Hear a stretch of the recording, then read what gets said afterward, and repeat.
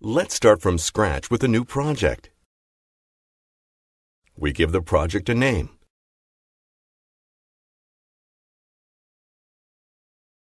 Create a wiring design.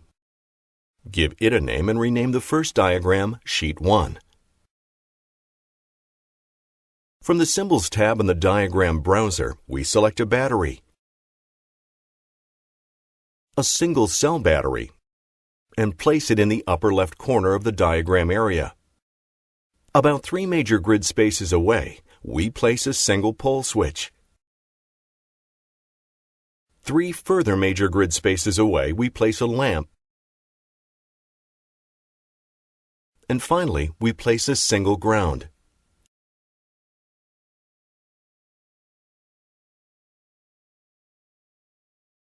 We now hook up this circuit with wires. Notice the cursor symbol. When we click the Create Wire icon, the cursor changes. Notice when the wire is complete. Next, we hold the Shift key when we click the Create Wire icon. We are now in auto-repeat mode, allowing us to add additional wires without clicking on the Add Wire icon. When we are finished, we press the Escape key to exit the auto-repeat mode. We can change the default device names by clicking on each device, either in the diagram or in the design tree.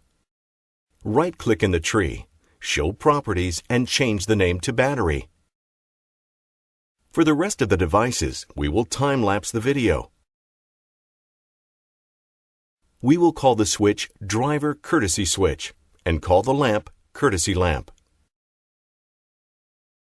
Electrical analysis helps engineers validate their designs as they are created and identify problems much earlier in the design cycle. Each of the VeSys symbols has a simulation model, and once they're connected with wires, you're ready to validate the design. The very first time you start analysis, it will ask if the analysis database is to be populated. We go ahead and say yes, and the component models are loaded.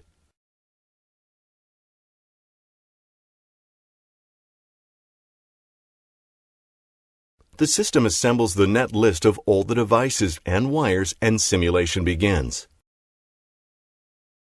Notice the default color is cyan, indicating the circuit is inactive. We can use the position switch in the Analysis tab, or simply hover the cursor over a device to close it. Even with the switch closed, there is no activity. This is because we forgot to ground the lamp. We insert a ground and connect with a wire. Now the circuit becomes active, shown by the dark green color, indicating that current is flowing.